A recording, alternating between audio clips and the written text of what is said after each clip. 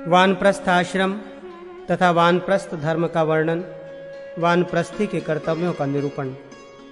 व्यास जी ने कहा, इस प्रकार आयु के द्वितीय भाग तक गृहस्थाश्रम में रहकर तृतीय भाग में अग्नि तथा भार्या सहित वानप्रस्थ आश्रम में प्रवेश करना चाहिए, अथवा पुत्र के भी पुत्र को देखकर और शरीर के जर्जर हो जाने पर अपनी पत्नी को पुत्रों के संरक्षण में रख दे तथा स्वयं वन में चला जाए। प्रशस्त उत्तरायण में शुक्ल पक्ष के पूर्वाह्न में वन में जाकर नियम ग्रहण कर समाहित होकर तप करना चाहिए।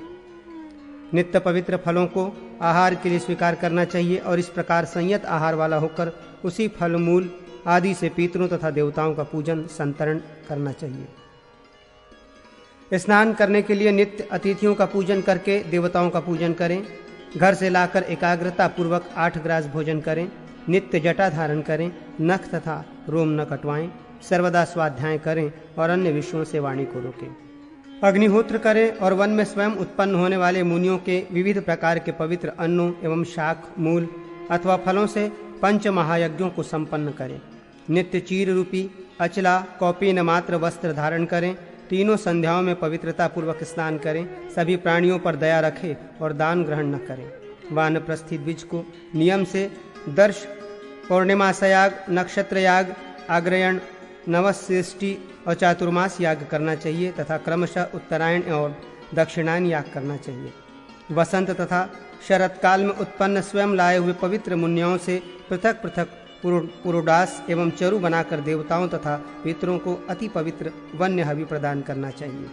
तदनंतर अवशिष्ट उसी हवि को लवण मिलाकर स्वयं भक्षण करना चाहिए।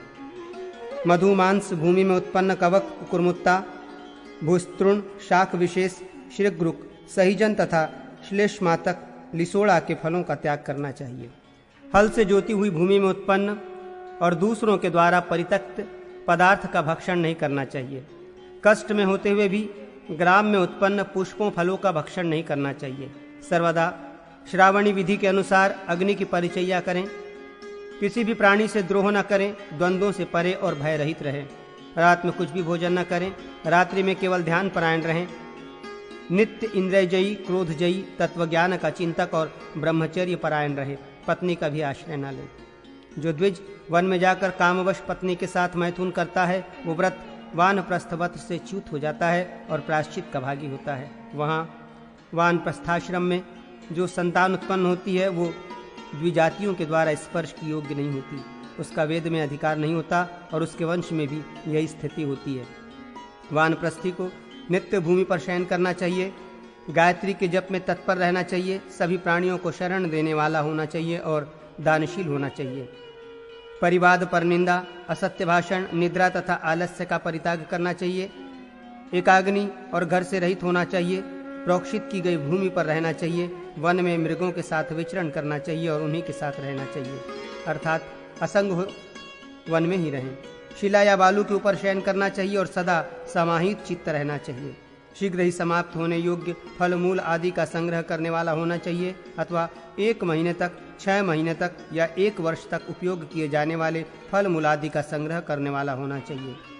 पूर्व संचित पदार्थों, जीर्ण वस्त्रों तथा शाक, फल मूल आदि का आश्विन मास में परित्याग कर देना चाहिए। दांतों को उखल या मूसल समझना चाहिए।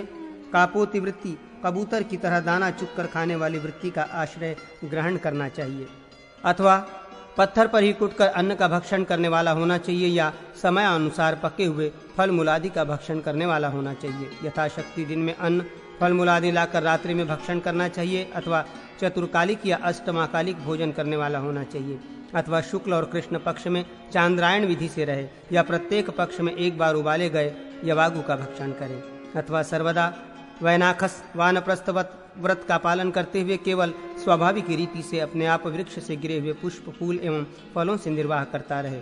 भूमि पर लेटना एवं रहना चाहिए। दिन में पंजों के बल उठना, बैठना या चलना चाहिए। धैर्य कभी भी न छोड़ें। ग्रीष्म ऋतु में पंचाग्नि तप विशेष का सेवन करें। वर्षा के दिनों में खुले आकाश के नीचे रहें और हेमंत में गीले वस्त्र धारण करें। इस प्रकार क्रमशः तपस्या को बढ़ाता रहे। आचमन कर तीनों संध्याओं में स्नान तथा पितरों और देवताओं का तर्पण एवं पूजन करें। उस समय 1 पैर से खड़ा रहे अथवा सूर्य किरणों का पान करे। पंचाग्नि का सेवन करें अथवा धुएं का पान करें या उष्मा का पान करें अथवा सोमपान करें। शुक्ल पक्ष में दुग्ध पान करें और कृष्ण पक्ष में गोमय का सेवन करें अथवा गिरे हुए पत्तों का सेवन करें या सदा कृष्ण व्रत का पालन करता रहे। सदा योग का अभ्यास करता रहे, रुद्राध्याय का अध्ययन करता रहे, अथर्व शीरस के अध्ययन और वेदांत के अभ्यास में तत्पर रहे। आलस्य रहित होकर निरंतर यमों और नियमों का पालन करें। कृष्ण मृग चर्म उत्तरी और शुक्ल यज्ञोपवीत धारण करें। अग्नियों को अपनी आत्मा में प्रतिष्ठित कर ध्यान परायण रहे। अग्नि गृहादि और गृह का त्याग परित्याग कर दें और मुनि व्रत का मोक्ष प्राप्ति का प्रयत्न करता रहे। जीवन निर्वाह के लिए तपस्वी ब्राह्मणों से ही भिक्षा मांगे, अन्यथा अथवा अन्य गृहस्थों तथा वनवासी द्विजों से भिक्षा लेनी चाहिए, अथवा वन में रहते हुए ग्राम से लाकर मात्र 8 ग्रास भोजन करना चाहिए। पत्तों के दोने, हाथ अथवा कसोरे, मिट्टी के पात्र इत्यादि के टुकड़ों में ही भोजन ग्रहण करना चाहिए। आत्मज्ञान की प्राप्ति के लिए विधि पूर्वक विविध उपनिषदों का निरंतर पाठ करना चाहिए। इसी प्रकार विशिष्ट विद्याओं गायत्री तथा रुद्राध्याय की आवृत्ति करनी चाहिए, अथवा ब्रह्मार्पण विधि में स्थित रहते हुए महाप्रस्थान मृत्युपथ के उपदेश से अनशन करें या अग्नि में प्रवेश करें। जो तपस्वी मंगलमय समूह का नाश करने वाले तथा कल्याणकारी वानप्रस्थ आश्रम का भली भांति आश्रयण करता है, वो उस परम ऐश्वर्य पद को प्राप्त करता है जिसमें इस जगत की स्थिति है।